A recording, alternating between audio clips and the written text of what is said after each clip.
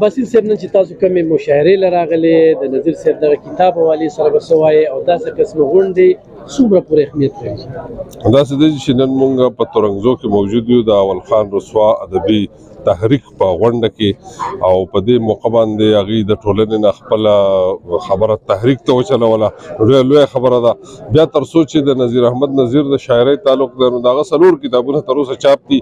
زموږ په کشرانو شاعرانو کې یو ډېر بیدار مغزه شاعر دی، ډېر تکړه شاعر دی، ژبه هم ډېره خوږه سوچه او روانه ده.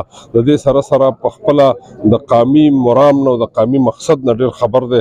نو د نظیر صاحب نه زموږ په راتلونکي وخت کې ډېر توقعات دي چې دی به د خپل قام وطن دپاره ډېر ښه کار کوي او د خپلې ژبې د پرمختګ دپاره به د خپل قلم نه او د خپل قام د ترقۍ دپاره به د خپل فکر نه کار اخلي.